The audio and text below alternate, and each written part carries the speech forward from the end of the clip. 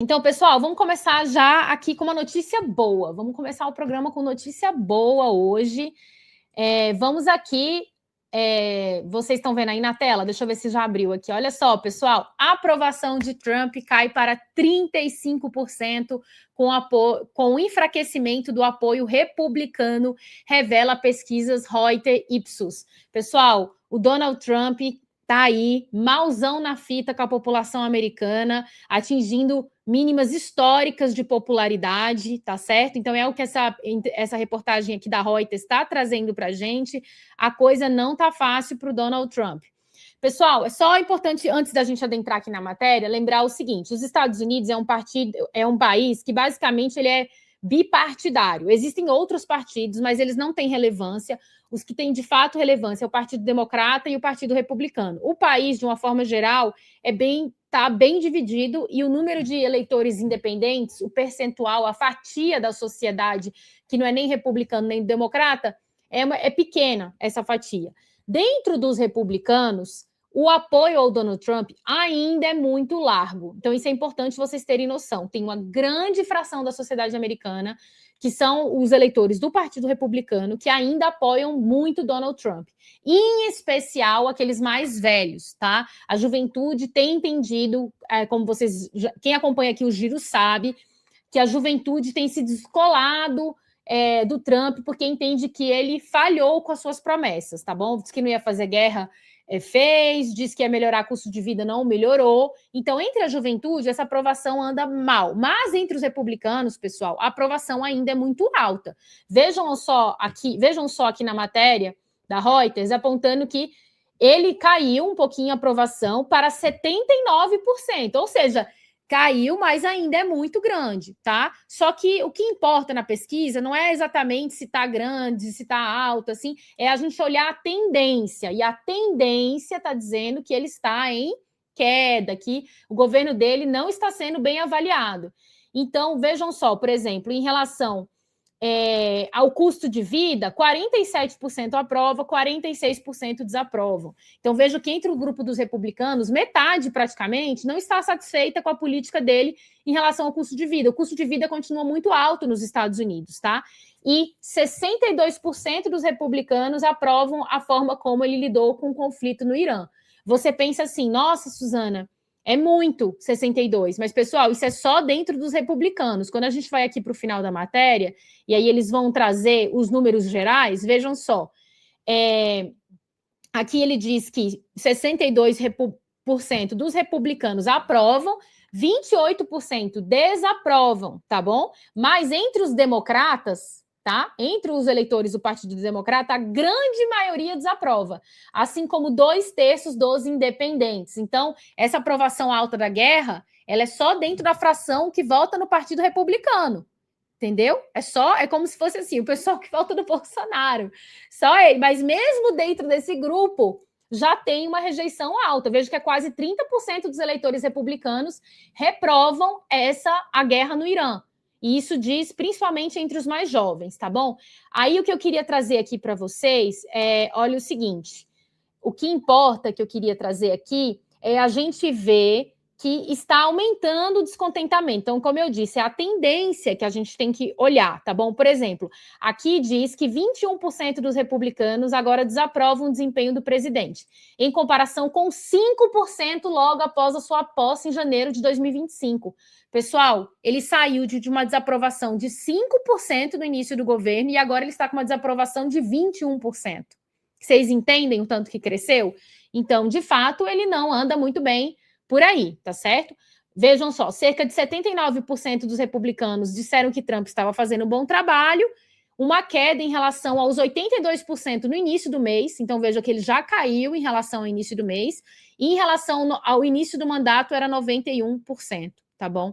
Então a gente vê que tem desaprovação em relação ao custo de vida, que tem desaprovação em relação a gestão, a guerra, tá? O Trump não está numa maré boa, tá, pessoal? Então vejam aqui, ó, esse gráfico, por exemplo, ele mostra a aprovação e a linha roxa é a desaprovação. Então vejam que apesar de ter altas e baixas, altas e baixas, altas e baixas, qual que é a tendência geral? É uma tendência de aumento da desaprovação e de queda da aprovação, tá bom? Então aí alerta para o Donald Trump, que não anda muito popular. Eles destacam, é claro, que 80% ainda é um número muito expressivo, só que vocês sempre têm que lembrar que nos Estados Unidos, pessoal, o voto é facultativo, as pessoas não são obrigadas a votar.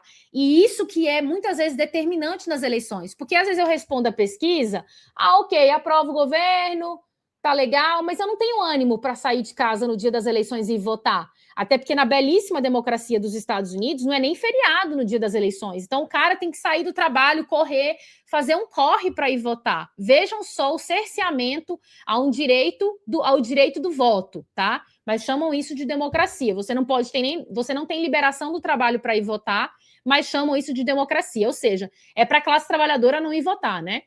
E aí, o que o pessoal está comentando aqui, essa Janet Hoffman, que é consultora republicana, ou seja, ela é alguém do Partido Republicano, tá, pessoal? Não venham falar que é enviesado. Insuspeita. Ela falou: minha maior preocupação é que os republicanos não pareçam tão motivados a comparecer às urnas nas eleições de meio de mandato quanto os democratas nesse momento. Então, se as pessoas não saírem de casa para ir votar, gente, o que vai acontecer? Vai dar ruim para os republicanos. Então, a previsão é de que o Trump tende a tomar uma bela surra nas eleições de meio de mandato. Confesso que vai me surpreender, tá? Vai me surpreender se ele for bem, se o Partido Republicano conseguir ir bem nas eleições de meio de mandato, que vocês sabem que é uma eleição parlamentar, tá bom? Então, não é uma eleição para o Poder Executivo. Então, a expectativa é que tanto na Câmara quanto no Senado a correlação de forças mude e os democratas possam ter maioria nas duas casas. Se não maioria nas duas, pelo menos maioria na Câmara dos Representantes, que é como se fosse a Câmara dos Deputados, tá bom? Então, más notícias para o Donald Trump e boa notícia para a gente, né? Porque o cara tá sufocando Cuba, tá lá apoiando o regime sionista de Israel, bombardeando Gaza, o Irã, o Líbano. Então, a gente, pior para o Trump, bom para nós, né?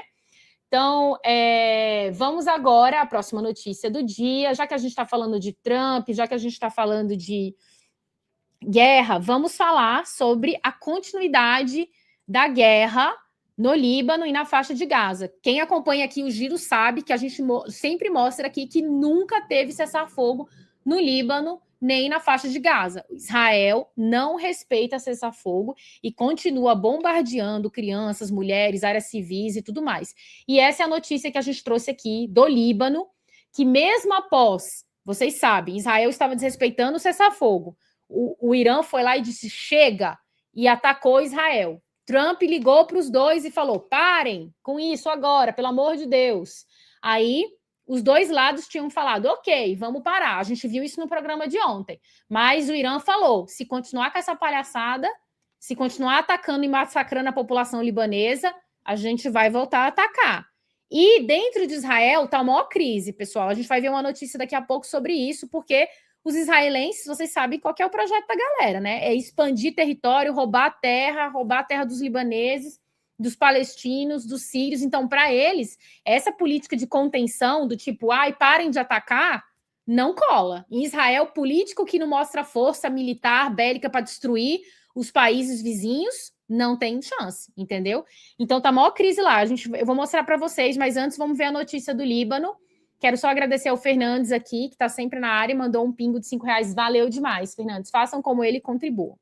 Bom, pessoal, vamos agora ver o que eu estava comentando aqui para vocês, que é a Israel não respeitando o cessar-fogo no Líbano, nem esse último acordo que foi feito com o Donald Trump de que ele não atacaria o Líbano. Vejam só, matéria do Haaretz, jornal israelense, insuspeito, ataques israelenses matam 14 pessoas no sul do Líbano, enquanto Tiro enfrenta evacuação. Então, a população libanesa está sendo expulsa da sua casa na cidade de Tiro, ali mais ao sul do Líbano, está sendo expulsa por ordem de Israel, que está bombardeando a cidade. Vejam só, gente, a ordem de evacuação do exército israelense incluiu o bairro cristão histórico de Tiro, um bairro cristão, gente. Então, esses cristãos sionistas, malafaias da vida, que ficam falando, a gente tem que defender Israel, porque Israel é igual a Israel da Bíblia, que é a maior lorota que existe no mundo, que é a Israel moderna,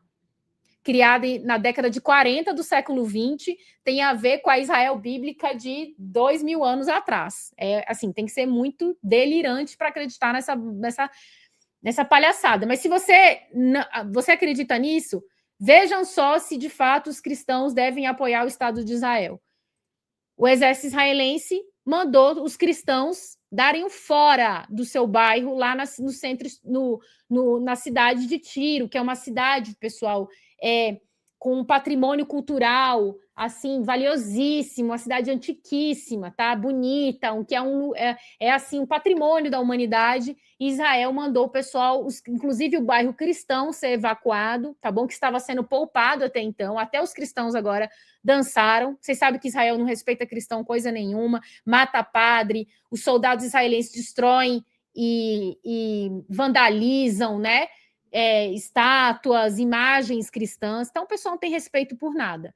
E aí, a gente está vendo que esse ataque aqui em Tiro matou um menino de 16 anos, está entre os mortos, que morreu em um ataque de drone em frente à sua casa. Então, claro, Israel matando criança, adolescente, não tem respeito por nada, tá bom? Então, essa é a situação lá no Líbano. Israel continua não respeitando o cessar-fogo, é o que a notícia aqui está dando. Olha os bombardeios, pessoal.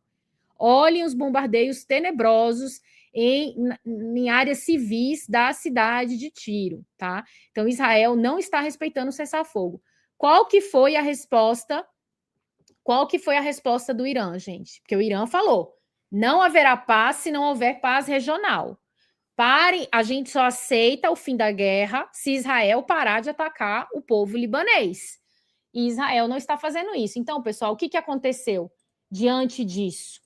O Irã falou, olha só, se esses ataques continuarem, a coisa vai dar ruim, tá bom? Vai dar ruim porque a gente não vai aceitar essa agressão. E aí, a notícia que saiu aqui também no Haaretz, eu vou mostrar aqui para vocês, uma notinha do Haaretz, trazendo o seguinte, já a resposta do Irã, falando, olha só, o Irã adverte contra-ataques no Líbano e ameaça bloquear o Mar Vermelho caso a guerra seja retomada. O vice-presidente do parlamento iraniano, Hamid Reza Rajibabai, ameaçou bloquear o Mar Vermelho caso os Estados Unidos e Israel continuem seus ataques, tá? Essa declaração que ele deu e falou, olha, se começar essa palhaçada, se continuarem também atacando a gente vai criar um novo cinturão de segurança da resistência, que vai desde o Estreito de Hormuz até o Golfo Pérsico e de Bab al-Mandeb, que separa o Mar Arábico do Mar Vermelho do Canal de Suez. Eu vou mostrar o mapa aqui para vocês entenderem a dimensão, tá bom? Mas antes, vamos só terminar de ler aqui. Ele diz, então, o Irã reiterou suas ameaças de segunda-feira, dizendo que caso Israel retome os ataques ao Líbano, não haverá sustentação de um cessar-fogo, tá bom? Então, deixa eu só abrir aqui para vocês o mapa, para vocês entenderem o que é que o Irã está falando quando ameaça o fechamento também ali do Mar Vermelho, bloquear o Mar Vermelho. Vamos abrir aqui para vocês verem. Deixa eu só mostrar para vocês.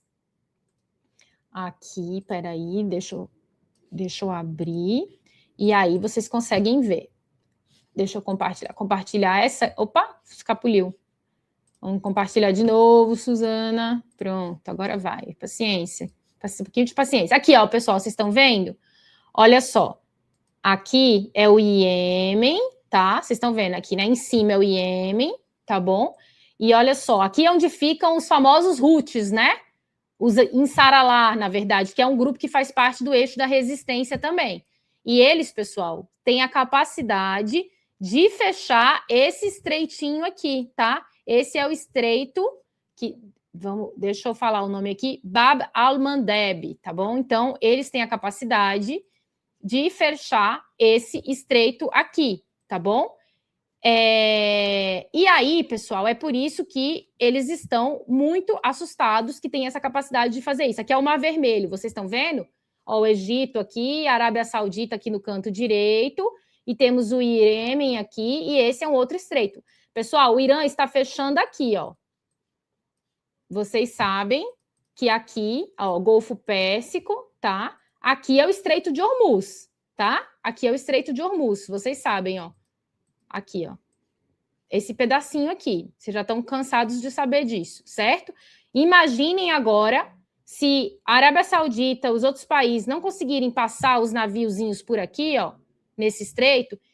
E o que muitos navios fazem?